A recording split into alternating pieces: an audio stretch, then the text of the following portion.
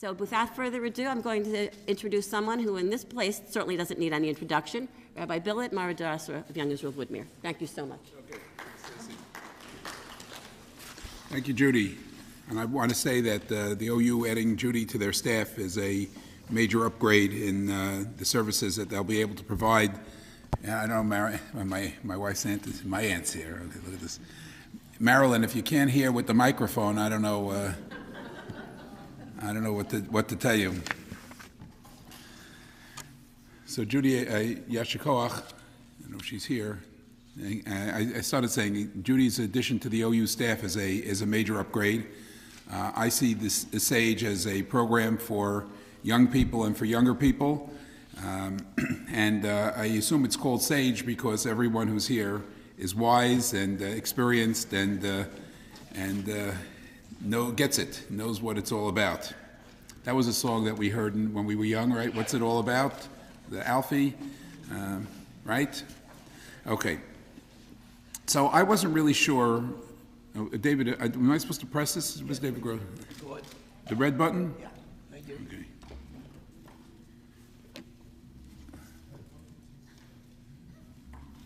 Okay. David, I don't know if it's working or not. Maybe you should do this. He's a member of the shul. He asked me to press a button. If it doesn't work, I'll lose my job. You can start, Rabbi. I can start? Here you go. Okay. I started saying I didn't really know I didn't understand the topic that I was asked to talk about. So I'm going to guess that I picked something that is relevant to the topic, and that is interaction within the family in the context of Jewish traditional sources and halacha. And I chose to do it on two levels. You have a sheet in front of you about certain halachic types of situations, but I'm not going to start with that. I want to talk about the Jewish family in the context of the Bible, because there's much to observe in the Bible, and it's not necessarily only the Jewish family. I think the Bible is well aware that even though we might say blood is thicker than water, it doesn't mean that there aren't issues that arise within the family from the earliest moments in time. Now, some of these things are really quite upsetting, and in a normative family, they don't happen, at least a normative family in the context of our type of community.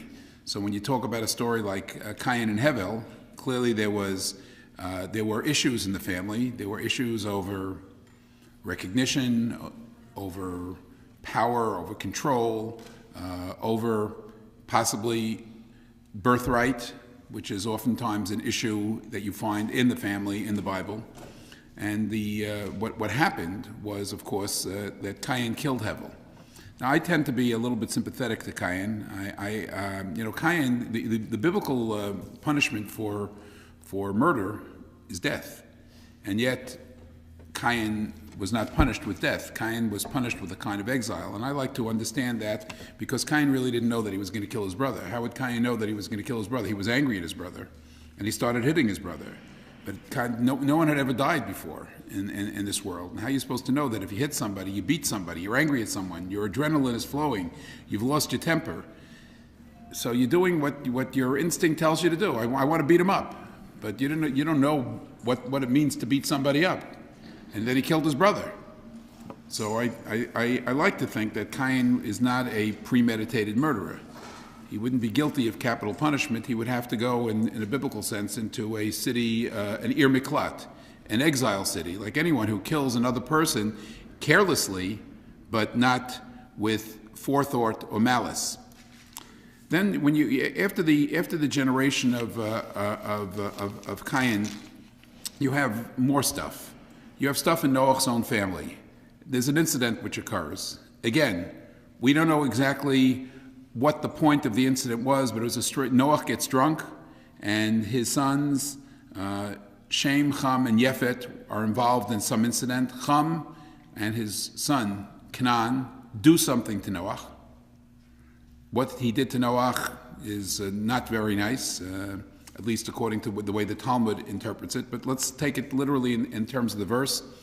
He was not respectful of Noach's privacy and of Noach's dignity, And Noah was laying naked in a drunken stupor, and he was exposed by his grandson, and two sons come in and they stand up for their father. But already here you have discord in the family, and you already have a grandchild involved in discord with a grandparent, and brothers of the father of that child taking a stand to protect the dignity of their father.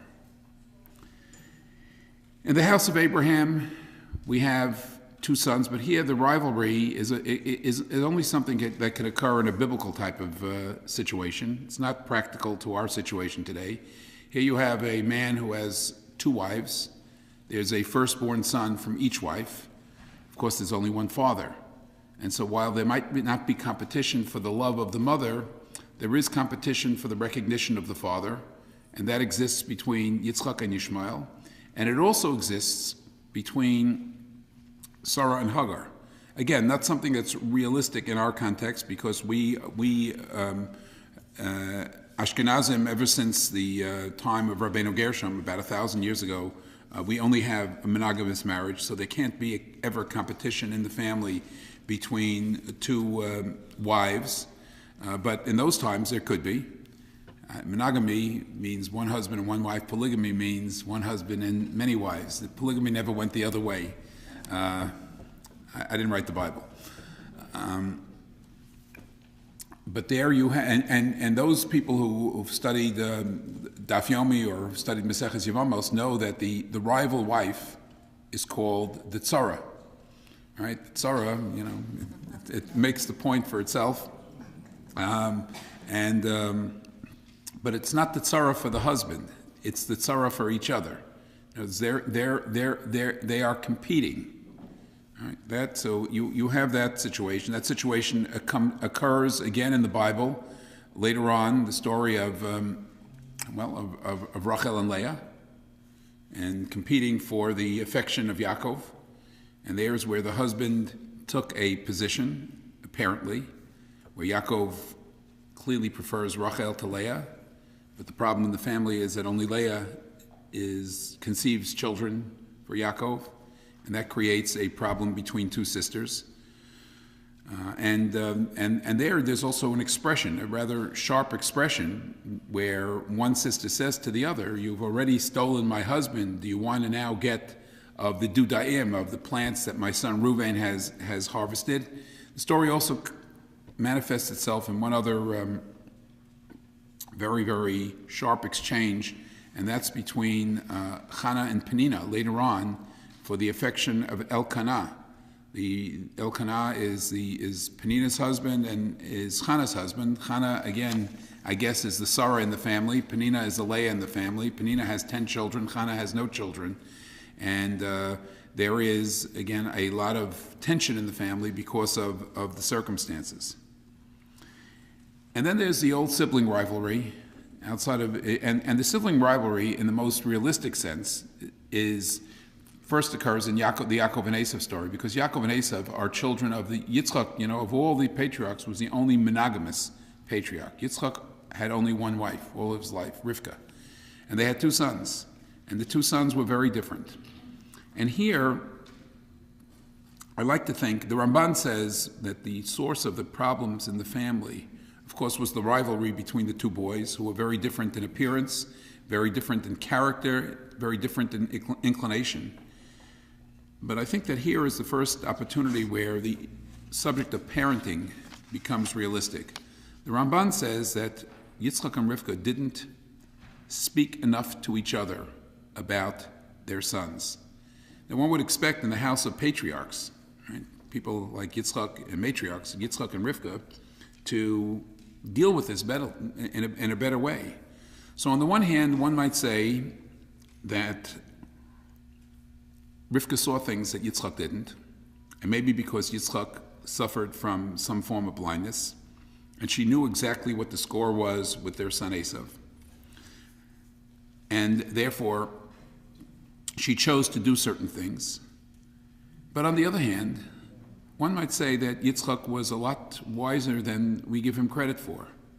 In other words, where is the big test encounter between Yaakov and Esav. The big test encounter is when Yitzchak wants to give the blessing, as he's getting on in years, and we're told that he doesn't see so well, and he calls in his son Esav, and he says to Esav, go out to the field and hunt me a hunt, and bring me back some food like I like to eat it, and then I will be able to give you a blessing. And Rivka overhears this, and she doesn't like what she hears because she knows that Yaakov is the more pious of the two and the more representative of what the family stood for. And so she calls Yaakov aside and she says, listen, this is what happened. I want you to go quickly bring me from the family stock some animals. You'll slaughter them, and I'll prepare them the way that your father likes them. And don't worry about being discovered because you'll put on Esav's smelly, field clothing that he uses as a hunter. And your father doesn't see that well anyway, and you'll convince your father that you're Esav and you'll get the blessings. Now, as much as we might say that Rivka was the wise person because she saw things more clearly than Esav saw them, there's another perspective to say that Yitzchak was really wise. What did Yitzchak ask Esav to do? Yitzchak asked Esav to go to the field and hunt. What was Esav? He was a hunter. And what Yitzchak was saying is, look, Esav, your profession is not the profession that I would have wanted you to have chosen for yourself. I really wasn't looking forward to having a son who was a hunter. The only other hunter in the Bible is not a very admirable person. His name was Nimrod. I wasn't looking to have somebody who models himself after Nimrod. But since you've done that, let me give you an opportunity to use your profession, your career, to do something which will enable you to do a mitzvah, which will enable you to do something good. In effect, he said, listen, if you're going to be a hunter, then open up Tomchei Shabbos. Give food to the hungry. Do things with your profession that are good. Help out your father. I'm giving you a mitzvah to do. And he was going to give him a blessing. But if you pay careful attention to the Bible, how many times did Yitzchak give blessings? So what was the first time he gave a blessing? The first time he gave a blessing, he gave the blessing to Yaakov, who was disguised as Esav. And what was the blessing that he gave him? Does anyone remember? And God shall give you from the dews of the heaven, right? V'yitein lecha Elokeim mitala shamayim, u'mishmanei aretz, from the fat of the land, v'rov dagan v'tirosh, and much wheat and much wine. Yavducha amim, yishtachavu lecha, lumim, yehei gevir le'achecha, yadcha ba'oref oivecha. You should be powerful and successful, and you will rule. Your brother will look up to you. But basically, what kind of blessing did he give him? He gave him a blessing of financial success and security in the world. What was the second blessing that Isaac gave out? Anyone remember? Esav comes in from the field, and he says, I'm here, Daddy. And suddenly Yitzchak begins to tremble, and Esav, what's going on? And Yitzchak says, I think I made a big mistake. Your brother came, he took your blessing. Esav said, you have nothing left for me? And so Yitzchak gives a blessing to Esav. And basically, it's the same thing. He essentially says the same thing, except that you won't be more powerful than your brother. He gives him a blessing of prosperity, of success, of being able to live comfortably in the world. What's the third blessing that Isaac gives out, Yitzchak gives out? Who does he give it to? He gives it to Yaakov. Remember, Esav wants to kill Yaakov. Rivka comes to Yitzchak, and she says, Send Yaakov away. I don't like the wives that Esav chose from the women of the land. Send him to my brother. He'll marry a woman from our family, and that'll be much better. But Rivka is really trying to save Yaakov's life because Esav wants to kill him. And so Yitzchak calls in Yaakov, and he says, I want you to go to your mother's brother, go to where she lives, find a wife there, and God should bless you. And God should give you the blessing of Abraham to inherit the land of Israel. What was the most important blessing for the patriarchs? Clearly, it's the blessing of Abraham. And so what was Yitzchak planning to do with the blessing of Abraham? All along, he was planning to give the blessing of Abraham to Yaakov. And so, instead of looking at Yitzchak the way some people look at Yitzchak, he has this blind guy, he doesn't know what's going on in the world. Rivka is the one who sees it so clearly. Maybe one should say, maybe Yitzchak saw it pretty clearly. He understood that Esav is a problem from his perspective. He would have wanted Esav to be a Talmud Chacham. He would have wanted Esav to be a doctor. He would have wanted him to be a professional of some sort. He would have wanted him to be a successful businessman, whatever it would be, a Baal Tzedakah. But Esav chose to be a baseball player. Esav chose to be a hunter. He chose to do what he wanted. Let me direct my son and let me enable him to be something, even in this chosen profession. If he's going to be a sanitation worker, let him be the sanitation commissioner, and let him pick up the chametz in Borough Park on Erev Pesach at a good time. Let him help the Jewish people as the sanitation commissioner. But in other words, and the Ramban says it, that if you don't have good communication in the family, and Yitzchak and Rivka didn't talk about their children, the net result is either Rivka did the right thing and Yitzchak blew it because she never spoke to him, or Yitzchak was going to do the right thing, right? And he blew it because he never explained to his wife what was on his mind, what was his plan.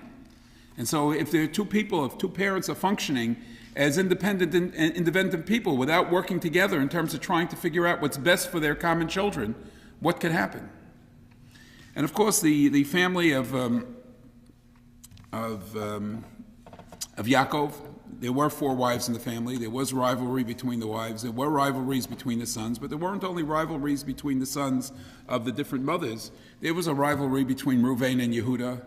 Levi was living in his own world together with Shimon. There were a lot of issues in the family. And I think part of the reason why the Torah shares all this information with us is because we're supposed to learn not only from the strengths of our forebears, but we're also supposed to learn from their mistakes. It's there to show us that in raising children, there's no one formula. But what is important in raising children is communication between the parents with each other, communication between the parents with the children, and trying to keep the peace, trying to keep the family together in a certain kind of way. Those are very, very important things. And the stories in the Bible in terms of family difficulty happens in the best of families. In the house of David, just for example, there was a brother and a sister, half brother, half sister, Amnon and Tamar. The half brother rapes the half sister. The full brother of that sister kills the half brother who raped the half sister. It's the family of David, King David, David Melech Yisrael, David Mashiach ben David. But look, there are in the Bible, the rivalries are between parents and their children, children and their parents, siblings with each other. It comes up over and over again. How does Shlomo HaMelech become king? King Solomon. David is going to die. Who wants to become king? Adoniah ben Chagit. Who is Chagit? A wife of David. Yeah, but David had promised another wife, Bathsheba, that her son, Shlomo, would become king. And so again, there's another rivalry. It's happening. There are 3 brothers. David has 3 nephews, Yoav, Avishai, and Asael. They're independent operators. And again, over and over and over again, the Bible describes situations where in the nuclear body that makes up the Jewish people, which is the family, what's the Jewish people without? The Jewish people is made up of all the families, the collective families of the Jewish people. That's what forms the Jewish people. It's not an easy thing.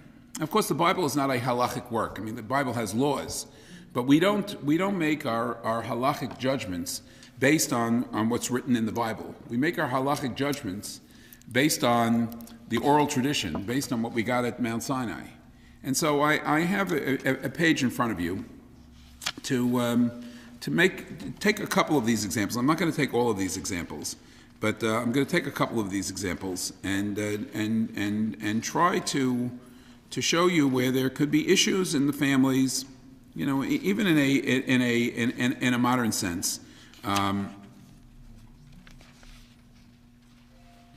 So I'm going to start. You see where it says A, in the tractate Bava Metzia. You see that? Page 1, top left corner, it says A.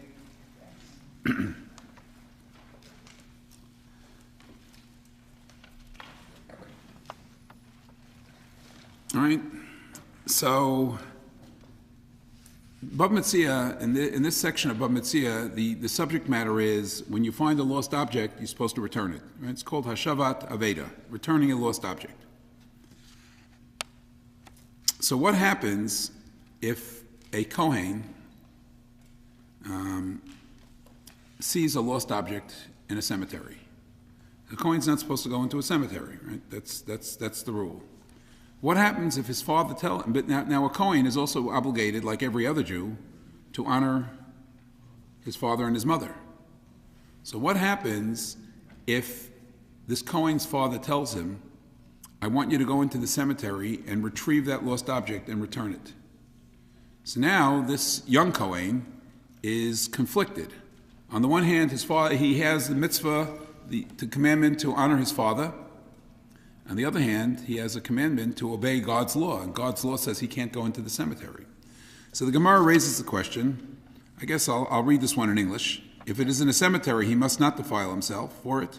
Our rabbis taught, whence do we know that if his father said to him, defile yourself, or do not return it, he must disobey him? Because it is written, you shall fear every man, his mother and his father, and keep my Sabbath. I am the Lord your God. Ye are all bound to honor me. We read a couple of weeks ago, Parshas Kedoshim, right? It says, Ish imo v'aviv tiro v'shaptotai tishmoru. You should be in awe of your parents. Keep my Sabbath. What does keeping your Sabbath have to do with being in awe of your parents? You know, I would say something else. My parents tell me go to shul on Shabbos. I don't want to go to shul, so go to shul on Shabbos.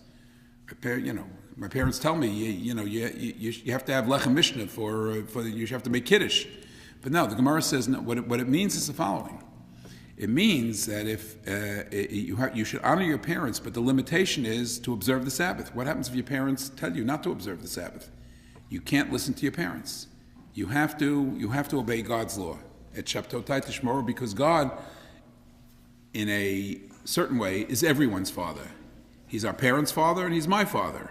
And if God is the father of all fathers, so to speak, excuse me for the masculine use of the term, but God is we call Him the Av, right? God is the master, so we have to listen to God. And that already imposes certain types of issues on a lot of different people and a lot of different circumstances. So I want to take. Let's turn the page. I'm not going to go in order, but I can tell you situations where I've seen conflict in family and over things like this. I'll take the last item, H, marriage.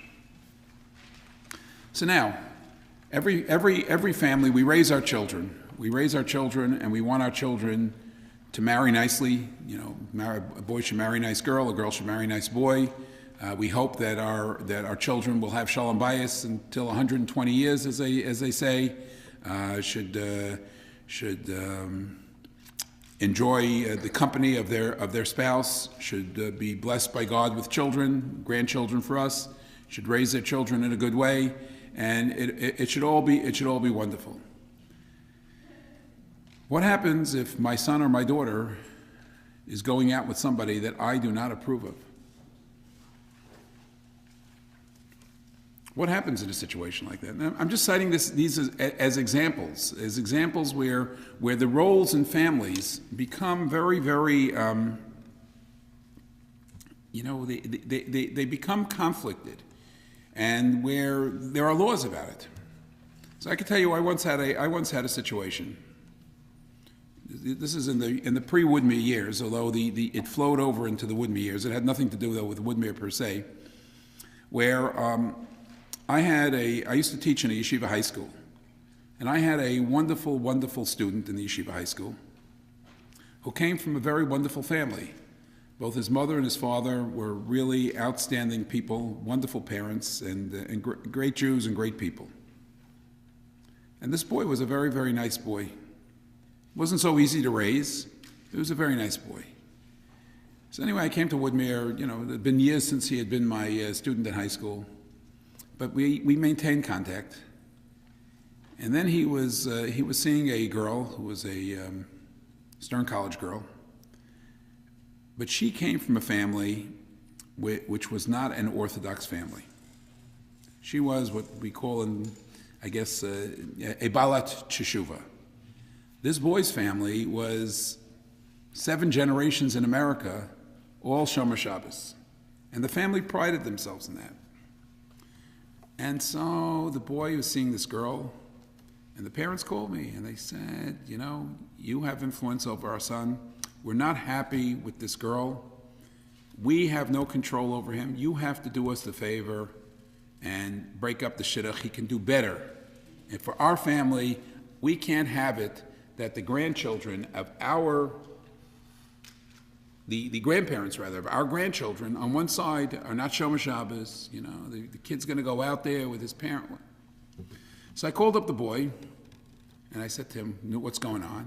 He said, Rabbi, I have one request. I'll do whatever you tell me, but I want you to meet the girl, which I thought was a reasonable request. And so we invited the girl for Shabbos to our home.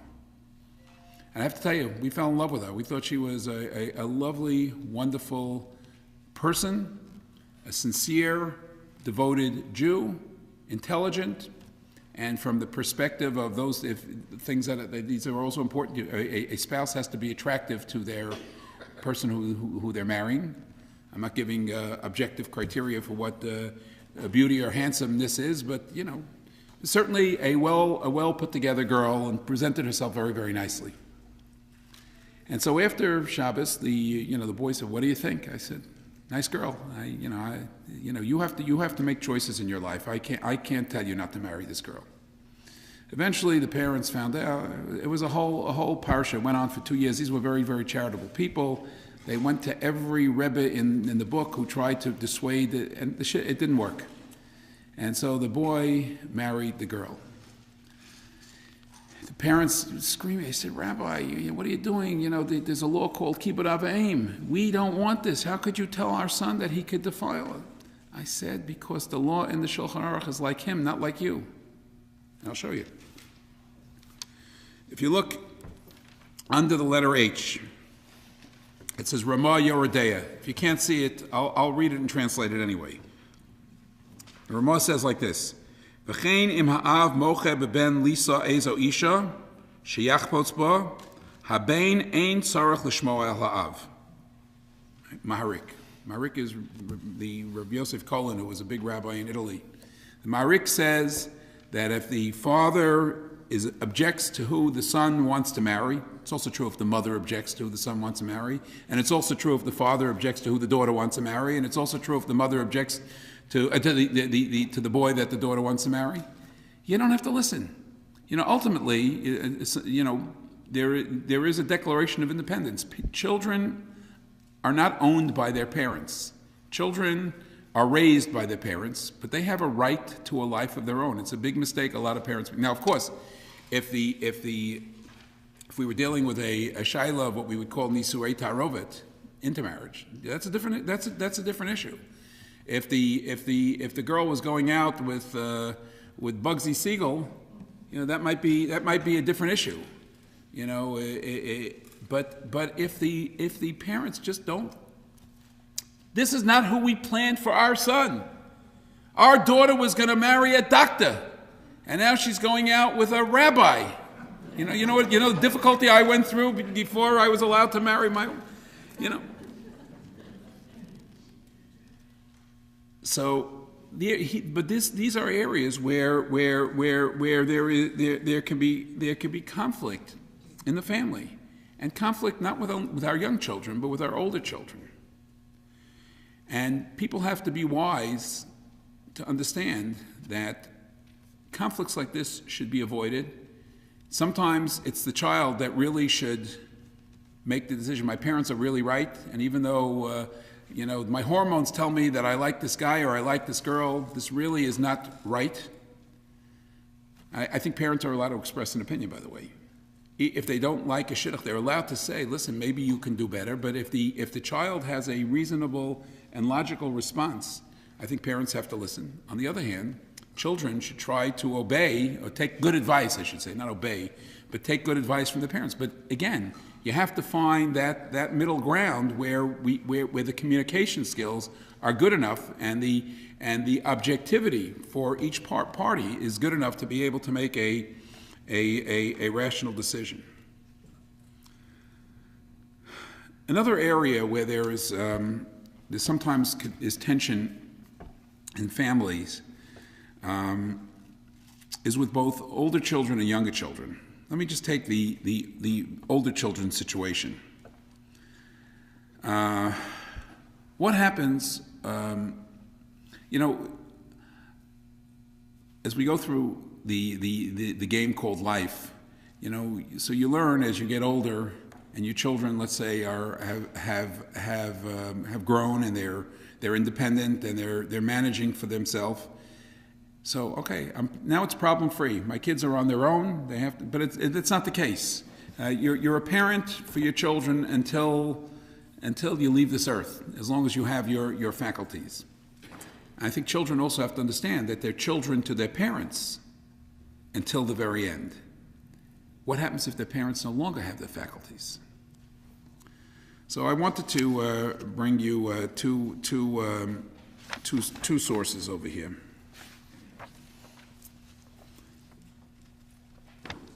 If you look at the top of page 2, it says Kedushin 31b.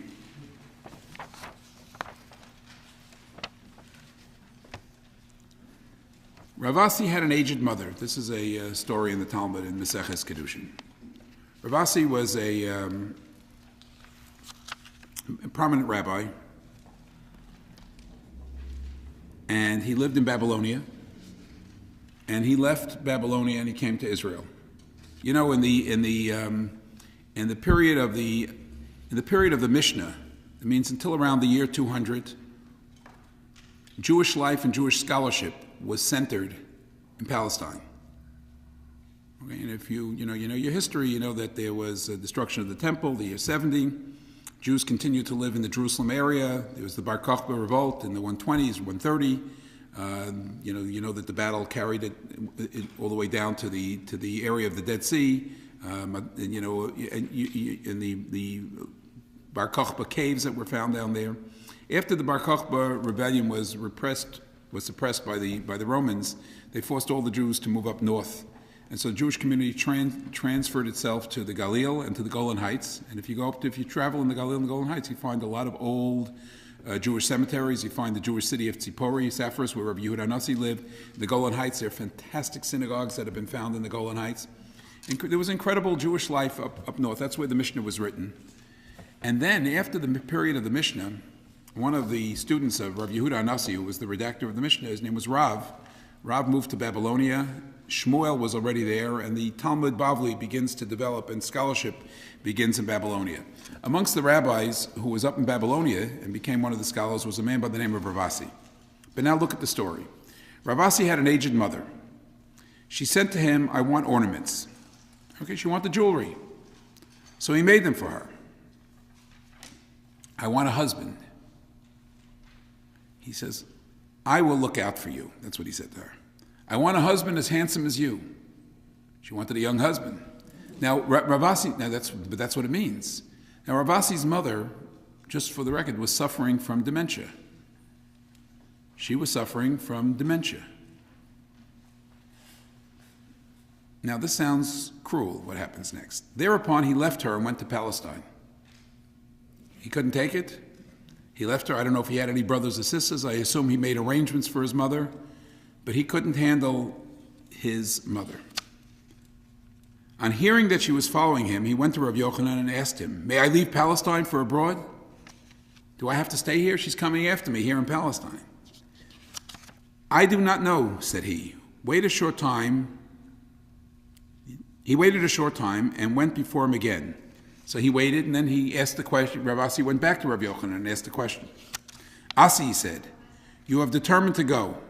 Clearly, you want to get out of here. May the Omnipresent bring you back in peace." Right? Hashem yachzircha b'shalom, right? Then he went before Rabbi Elazar and said to him, perhaps, God forbid, he was angry.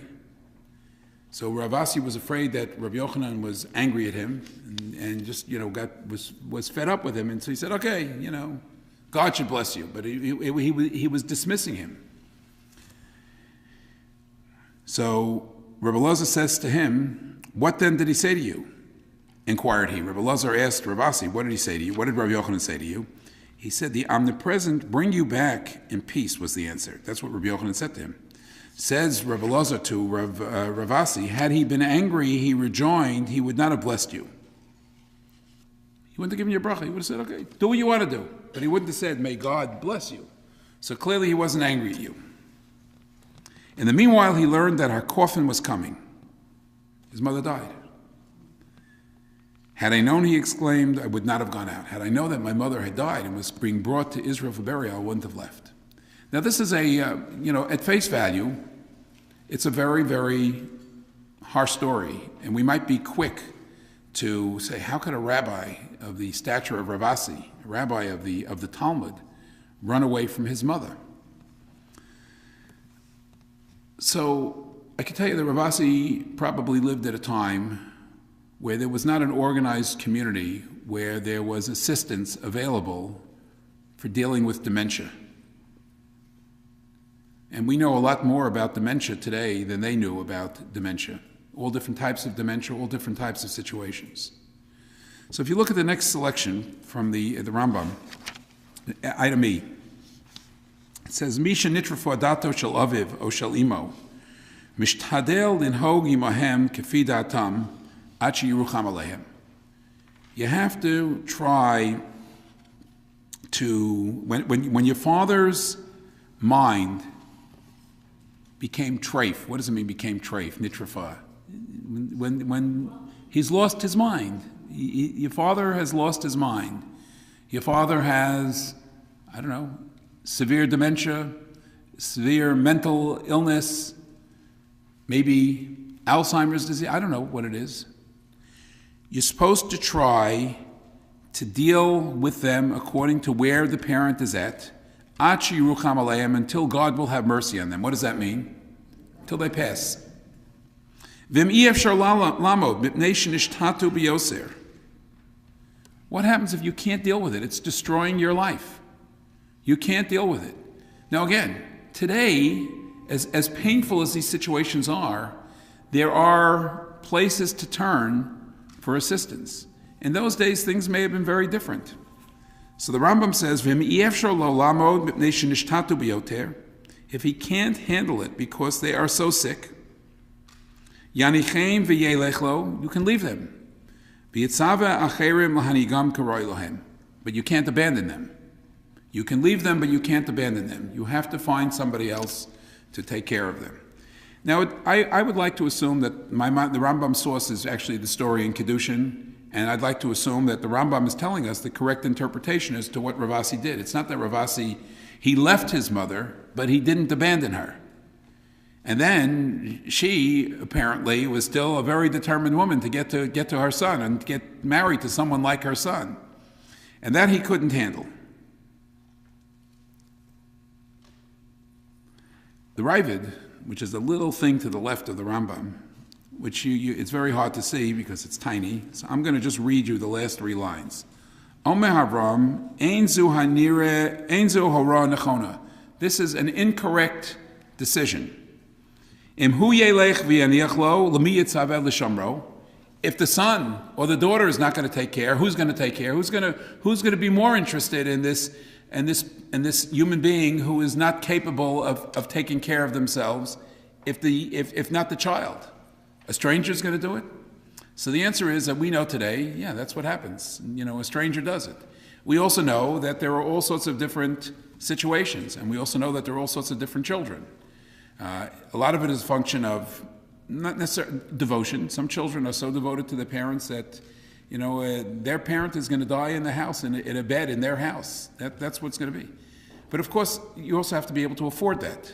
It's not always so easy, when you're torn between providing an education for your children, keeping your spouse happy, shalom bayis in your own house, taking care of your aging parent. It's not always a simple formula. If a parent is going to be cared for in my house, then my spouse also has to be a person who's prepared to care for my parent in her house, which is also my house, but it's also her house. And then, and if the cost of taking care of my parent is I won't be able to provide for my child for their education, or I won't be able to make the wedding for whatever it may be. There are a lot of factors that come in. And is there good help? Can I bring in outside? I have to go to work. Who's going to take care when I go to work? And my wife also goes to work. Who's going to take care? Can I afford it? There are many factors that come in. These are situations which challenge families and which are things which we have to learn to be able to function within the framework of a family.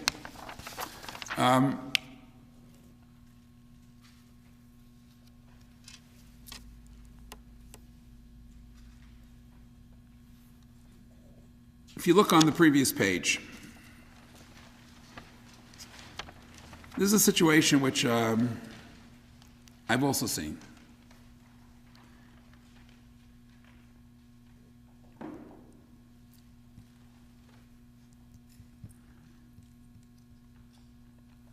Item C, feuds. One of the worst things that could ever happen in the context of family is machlokas. There's nothing worse than a family feud, and there's nothing worse than a feud that's brought into the family. This is an example of a feud that's brought into the family. It's a selection from the Shulchan Aruch. Ha'av shetziva es beno shelo yidaber ploni. A father commands his son not to talk to so-and-so. V'shelo yimcho lo ad zman katzuv. And he should not forgive him until a fixed amount of time, or for that matter, never. V'haben hayarotza lihispayes miyad luleit tzavos aviv. And the son didn't have the conflict with the person, but it doesn't necessarily be a person. It could be a member of the family. You're not allowed. If you remember the book Exodus, and you remember there were two brothers in the book of Exodus. One was called Barak ben Canaan, and his brother Akiva. And Barak was a social Zionist, and Akiva was one of the guys. He was either in the Irgun or the whatever it was. And Akiva is captured by the British, and Barak and Akiva have an ideological dispute, and they don't talk to each other for the rest of their lives. But when Akiva is in the prison in Akko, Barak ben Canaan tells his son Ari, who's very active in the Haganah, he says, "Don't let my brother die at the end of a British rope. He's supposed to be hanged." And so Ari ben Canaan leads the assault on the. It's based on a true story. The Irgun broke it. There were two prison camps in Israel where Zionists were held. One was in the Russian compound. Right, one was in the Russian compound. That's where Feinstein and Barzani blew themselves up with a grenade in the Russian compound. It's a worthwhile visit today in Jerusalem. And the other one is in Akko, in Akri, where the British, that's where most of the hangings took place, in Akko. And there was a breakout. And so the son wants to make peace. Were it not for the father's command. Ein lo lachush l'tzavaso. You don't have to listen to your father's command. Because there's something, and the commentaries explain, because you're not allowed to hate another Jew. Father hated another Jew. The father hated another Jew. It is what it is. But that's Torah says v'ahavta l'reacha kamocha. Now, what happens if the other Jew really harmed the father? What happened if the other person really cheated the father out of with malice and forethought, or really caused him disgrace? So it so happens, the little commentary in the bottom, I'm not going to read it with you now because of time. The Minchas Elazar, Reb Chaim Elazar Shapiro, actually says that no, there are times when you have to respect your father's request. In other words, the father's not wrong. The father's not wrong, and it's dishonoring your father, at least certainly when he's alive, and maybe even after he's alive. When someone with malice and forethought did a terrible thing. I just read, I saw in the paper that this guy was supposed to be hanged in Iran. I mean, not that I'm a big fan of the Iranian government. He was supposed to be hanged in Iran for killing some woman's son, and she actually went up onto the gallows and took the rope. As the guy was about to be hanged, she took the rope off and said she didn't want the guy who killed her son to be hanged. That's I don't know that I would be such a a saint when it comes to something like that. In any event, what I wanted to touch upon today, is just to demonstrate that both in the biblical narrative and in the halacha, there are all sorts of different circumstances which are raised in the context of family and family relationships. There's a whole chapter in Maseches Bava Basra about inheritance. Inheritance is a big issue in families. Yeah, a lot of family feuds are about money and dealing with money. Right? This is something called Yesh Nochelin. What the order of inheritances and how inheritances are supposed to be given out. And these are areas where smart parents, in my opinion, plan for the inevitable. We're all going to die. You want to avoid feud in your family? At least try your best. Give out your Yerusha in your lifetime. How can you give out the Yerusha in your lifetime? First of all, you write a will. You want to be really fair with your children? So you write a will in which you work it out that even if you have a firstborn son, you work out a system where everyone is treated, and halachically, everyone's treated equally. That doesn't always work completely, but you try to consult and share with your children your thoughts and your plans, and you make sure that they all know that they're all equal. And even with the things that are hard to divide, it's hard to divide a candelabra and a Kiddush cup.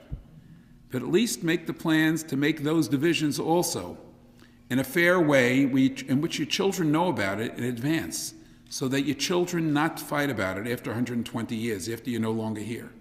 These are areas where good family planning could be very, very helpful to avoid things which, I have to tell you, I've seen it too often. A lot of family feuds are about money. There are family feuds that are about jealousy, in terms of each child. You go back to the biblical story. Some children are more successful than others. But how does a parent relate to those children? Do we admire the successful child and we make the less successful child feel like he's a less successful child?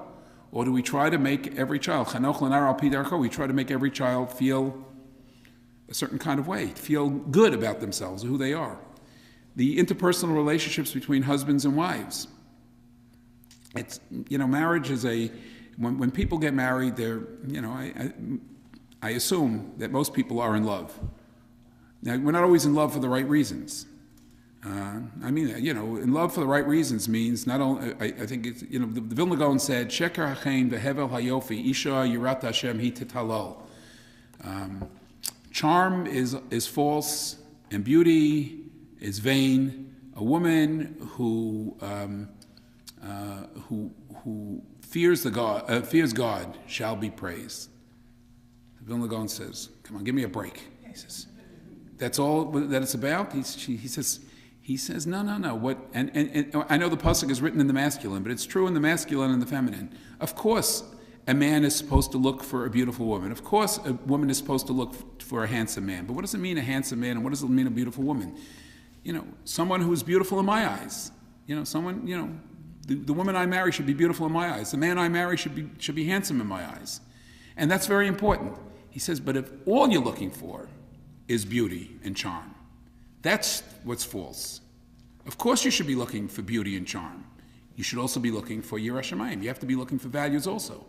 So I would like to think that most people get married because they find the person physically attractive, and they also find the person spiritually attractive. They share common values, and that's very, very important. But when we used to read the stories, and they live happily ever after, maybe in the stories it happens by itself. In life, it generally doesn't happen by itself. And so in the framework, there are many, many halachos. There's a wonderful Rambam in Hilchos Ishus where he talks about the mutual regard a husband and a wife have to have for each other, and the way they have to treat each other with respect and dignity and honor. The wife has to put the husband on a pedestal. The husband has to put the wife on a pedestal. And yes, there is room for people to disagree. The key to success in marriage is the ability to communicate and to resolve disputes, or to seek out others who can help you resolve disputes.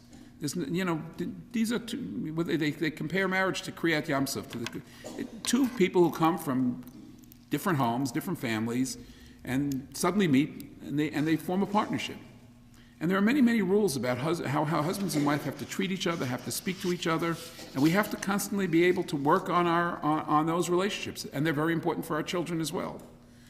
And I guess if it reaches a point where it can't make it, thank God we're not Roman Catholics, and we're not, and divorce is a possibility, but shouldn't be so quick on the draw either.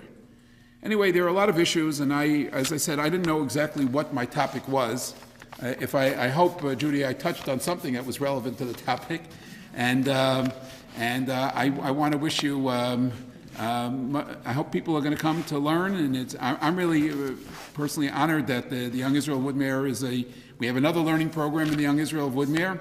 I can't take all the credit. I'm actually going to give the credit to Judy for being in touch with us, and for Rabbi Axelrod to being always ready to be helpful about everything good that happens here.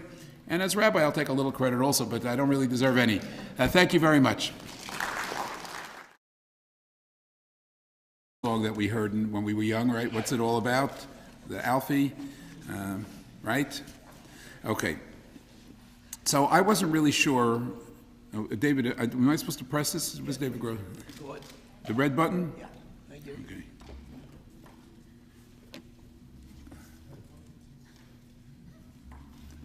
David, I don't know if it's working or not. Maybe you should do this. He's a member of the shul. He asked me to press a button. If it doesn't work, I'll lose my job. You can start, Rabbi. I can start? Here you go. Okay. I started saying I didn't really know I didn't understand the topic that I was asked to talk about.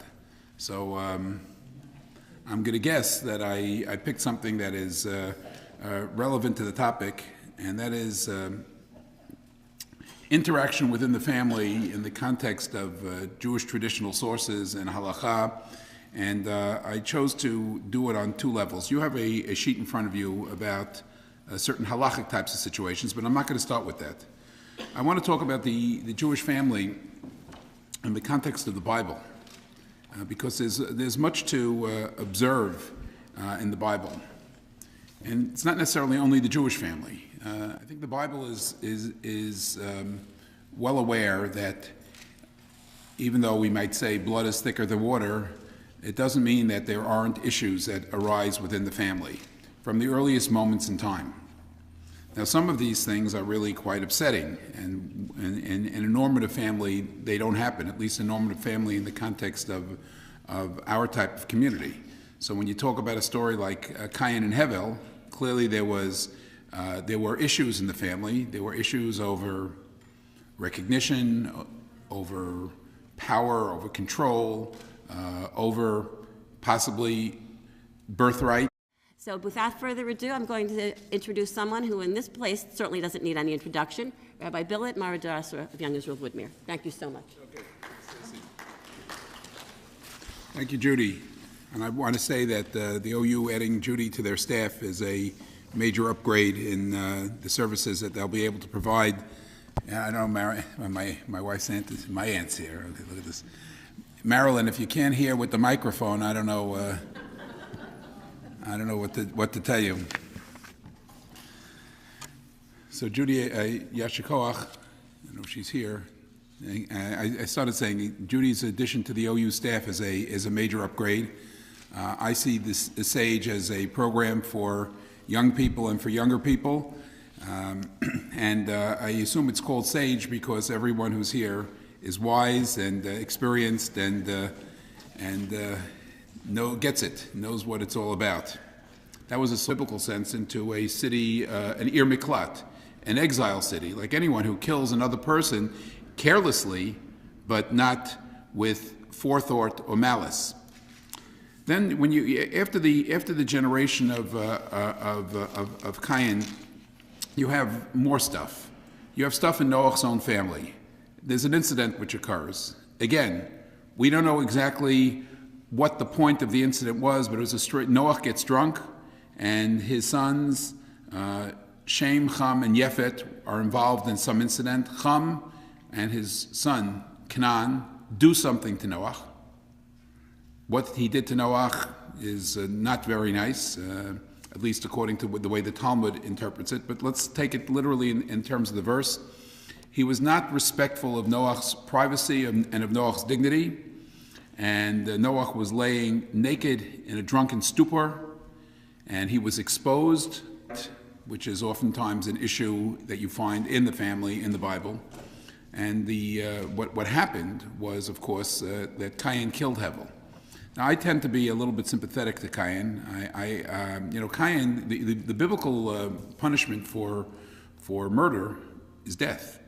And yet, Cain was not punished with death. Cain was punished with a kind of exile. And I like to understand that because Cain really didn't know that he was going to kill his brother. How would Cain know that he was going to kill his brother? He was angry at his brother, and he started hitting his brother. But no one had ever died before in this world. And how are you supposed to know that if you hit somebody, you beat somebody, you're angry at someone, your adrenaline is flowing, you've lost your temper. So you're doing what your instinct tells you to do. I want to beat him up. But you don't know what it means to beat somebody up. And then he killed his brother. So I like to think that Cain is not a premeditated murderer. He wouldn't be guilty of capital punishment. He would have to go in a